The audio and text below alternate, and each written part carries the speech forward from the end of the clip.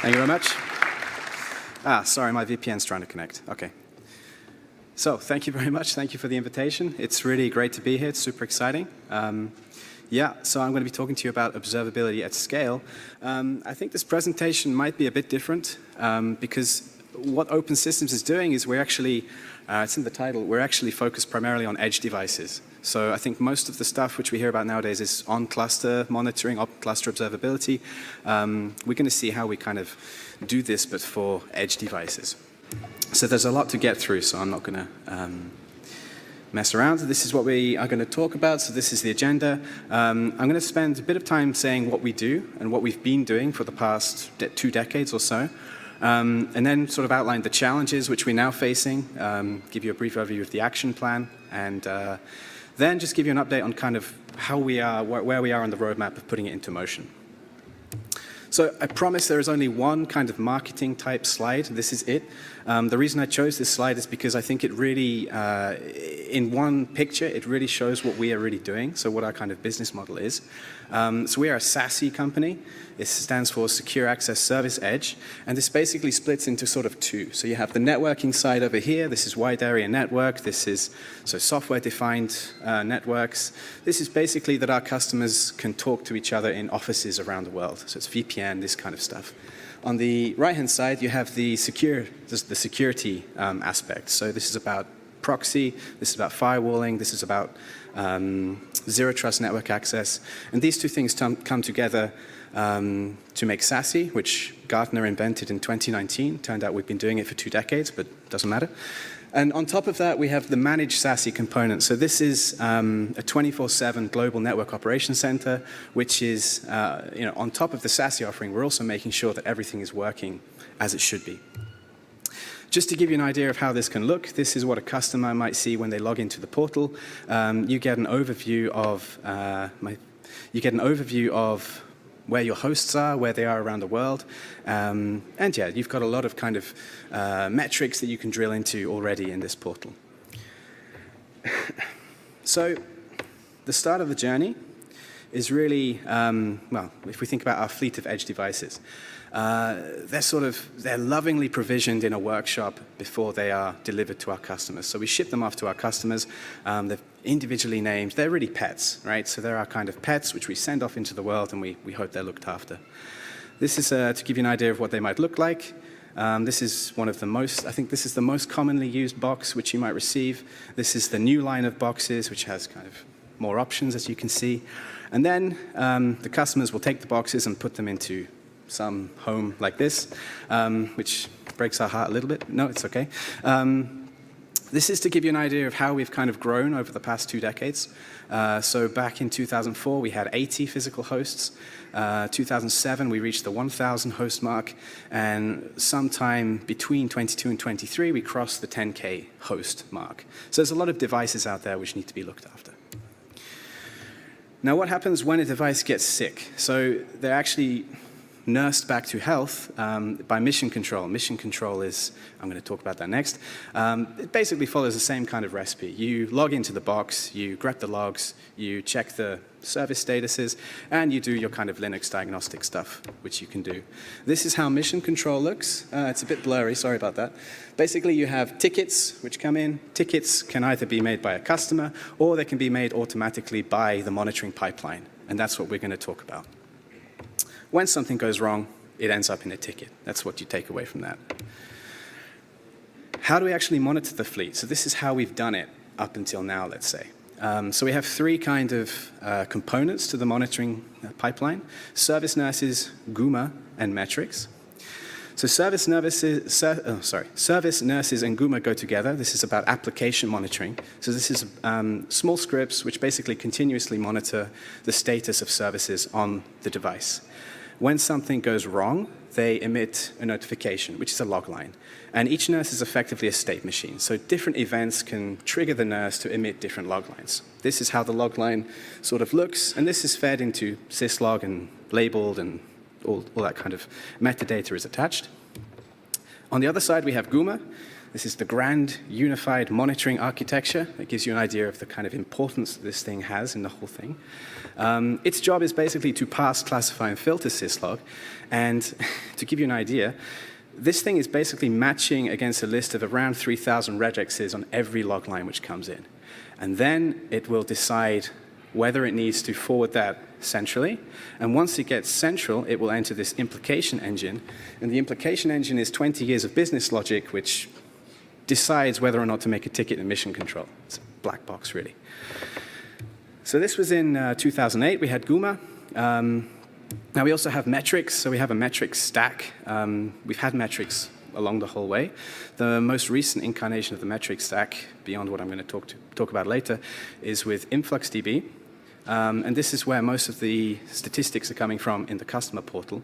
We scrape locally on the host with Prometheus, and then we feed that into Kafka. Kafka consumer then takes that into InfluxDB. This started in 2015, and this is how InfluxDB looked in 2015. We have 2 physical data centers where Influx is living. In 2021, this is how Influx looked. So it wasn't doing so well. We had scaled out as much as we could, but it was sort of needing a lot of manual intervention by this point. With my favorite Jira ever, the trip to DC to add more RAM to Influx. So this sort of, basically in 2021, this kind of prompted a review of the whole kind of monitoring stack. You know, can we really go forward with things as they are? I think it's clear we cannot. And we identified maybe 3 big challenges which we needed to solve. One is new environments. So we're very good at edge devices, but cloud, virtual machines, we are novices there. Log-centric alerting. So everything that we do is based on logs. Every alert which comes into mission control started as a log line.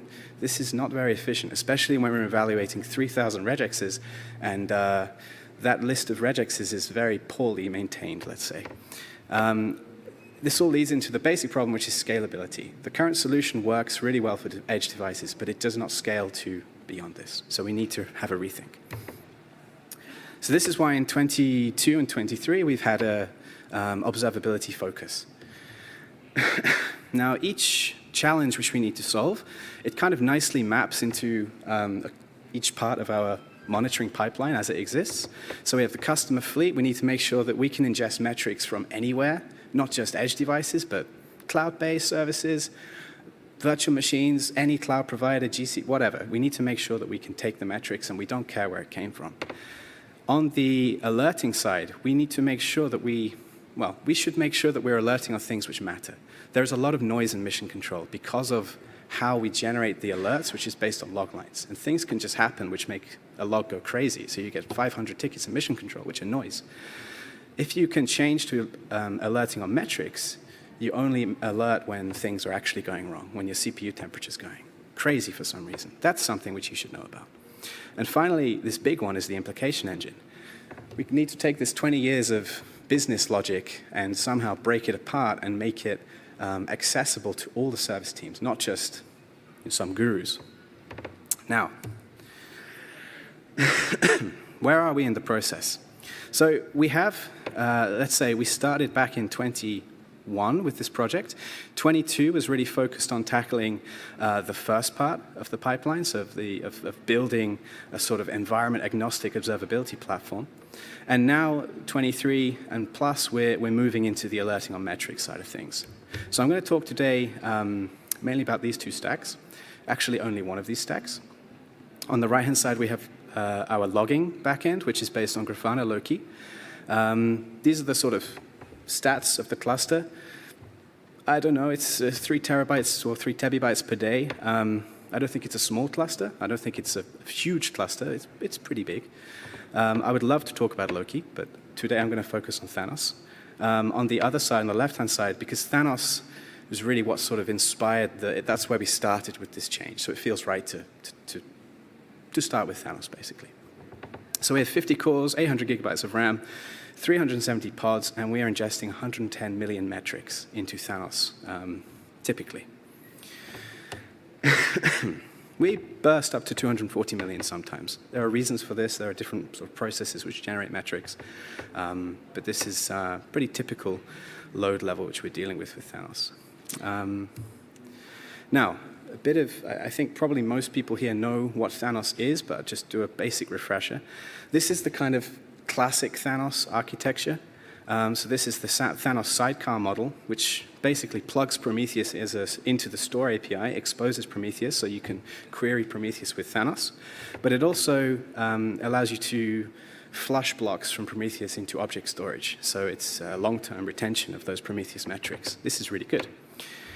Now, we run both architectures.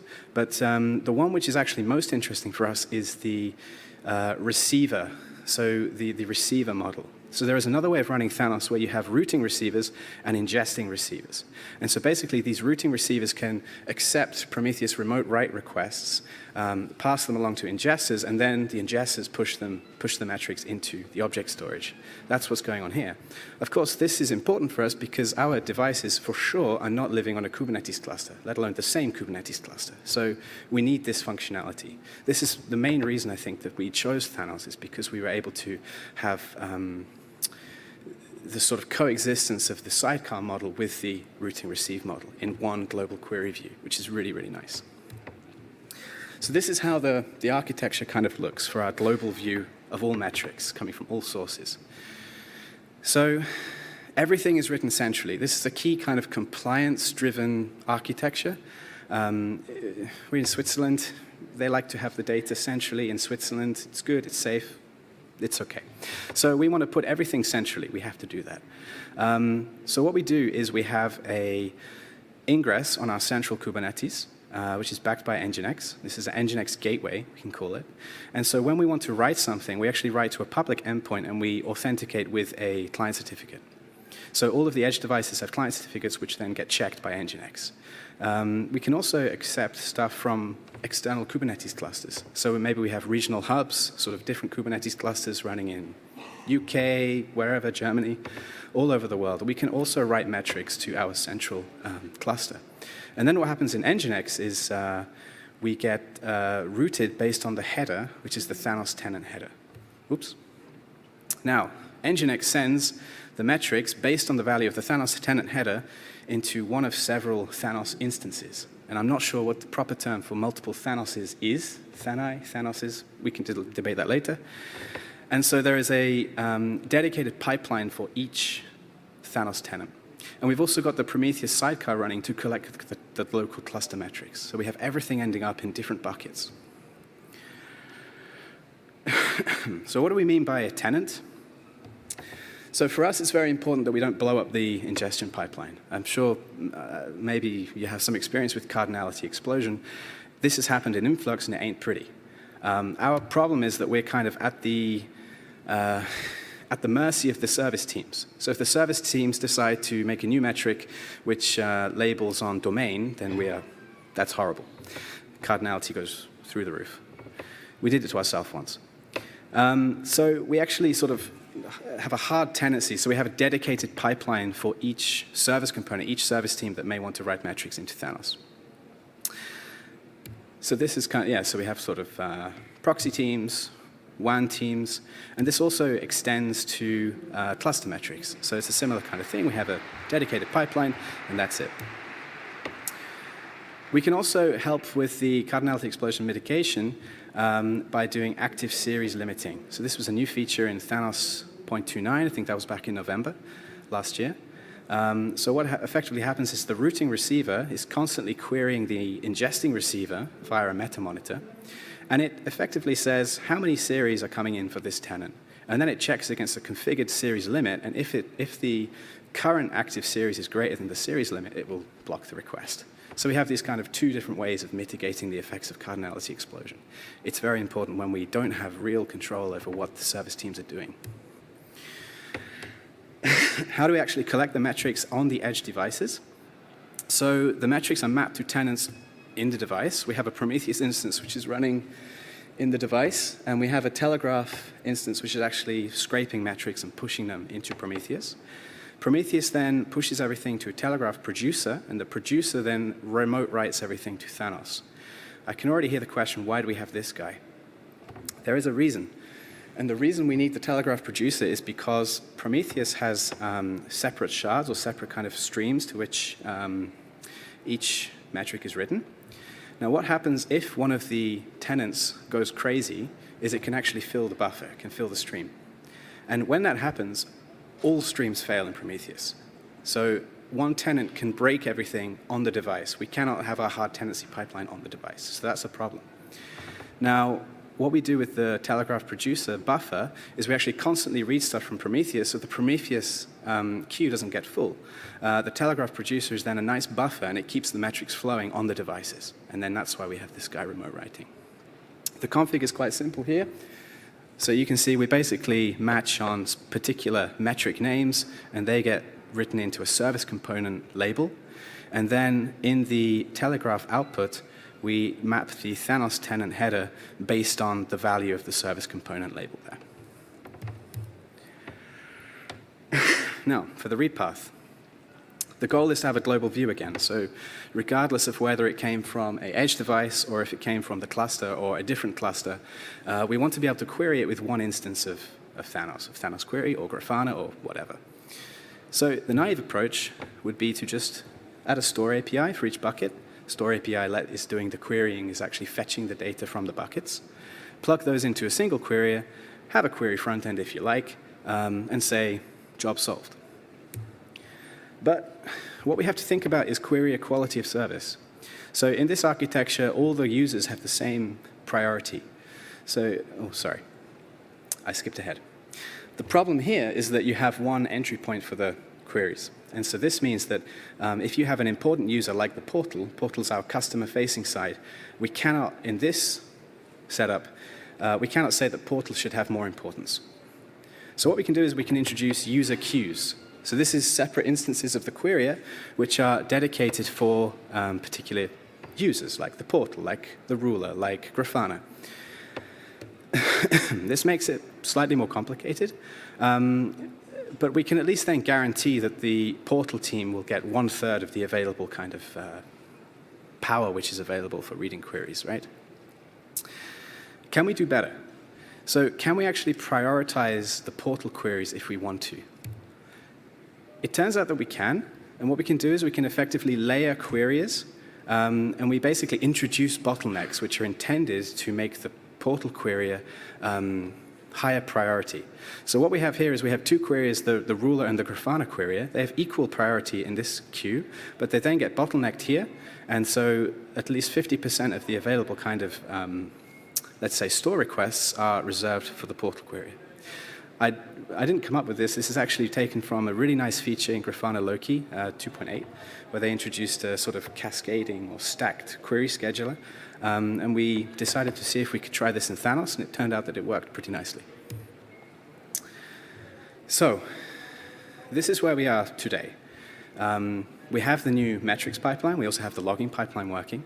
And what we want to think about now is where are we going with this? How are we going to achieve our goals going forward? And the goals going forward, really, at the moment, we're not delivering value. We have fancy pipelines, but we're not really delivering value because mission control is still getting a lot of noise. So our job is done when mission control is happy. So we want smarter alerts, and we want smarter alert handling. So when an alert comes in, how can we handle it better? This is, let's say, the new pipeline. So we have our environment agnostic inputs. They're going to the logs backend, the metrics backend. This is all working really nicely. But we still have this implication engine, this black box, which we still don't really know what to do with. The idea is that we're going to use the alert manager, and actually we say we're going to. We're currently feeding alerts into alert manager. So when our backends generate alerts, they send them to alert manager, and the alert manager actually channels them into our piece of software, which is our business logic, which is called alert handler. And alert handler is effectively an interface which allows us to insert additional logic. So we can enrich alerts with information from a database, like a runbook, for example. We can decide to group alerts. We can cross-correlate alerts. One example of why this is important could be when there are an ISP outage. So if there's an ISP outage, a whole ISP goes down, you might expect maybe all hosts connected to this ISP to go down. So you're going to have 100 tickets in MC. If you pass them through a smart alert handler, it can say, look, this ISP is down, therefore all these connected hosts will also be down, and I group those tickets together. And this will reduce noise and reduce toil in MC, which is this is the main target that we want to do.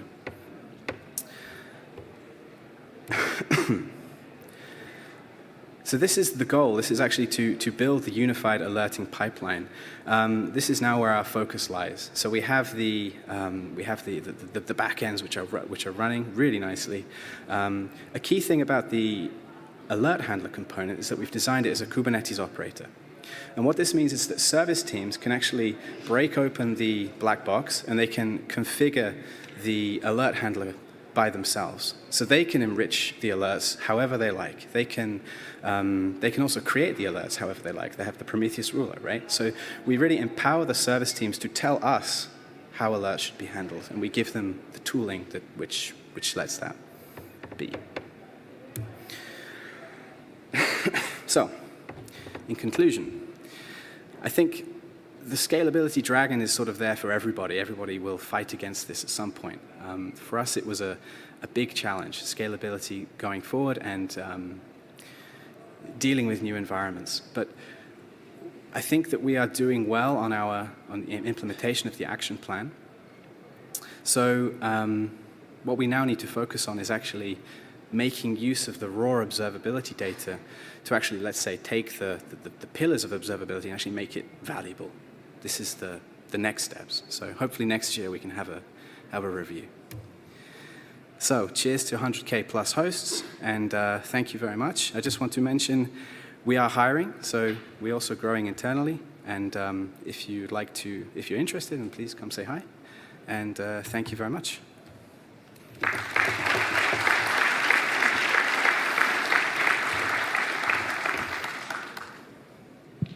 Any questions? Okay, we have two here.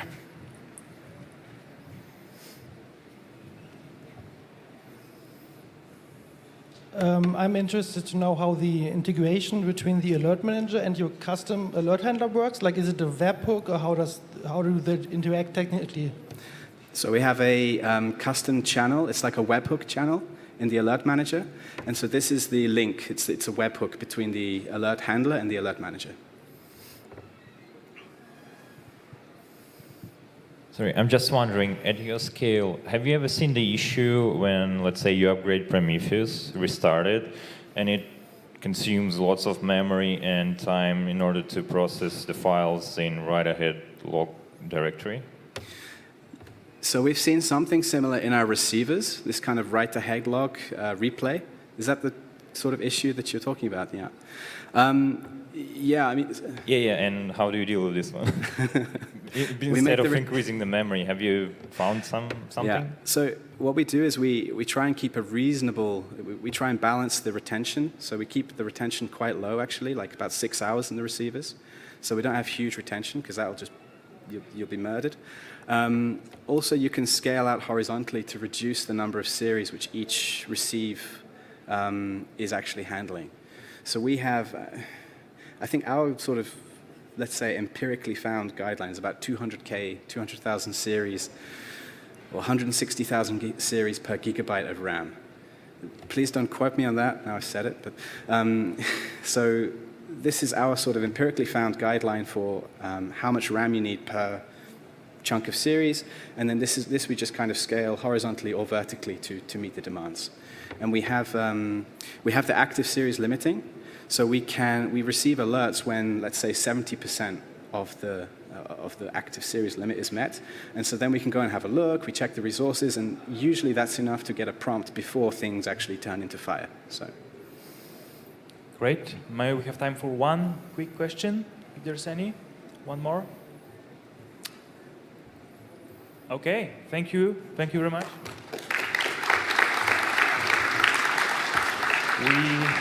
We have now 10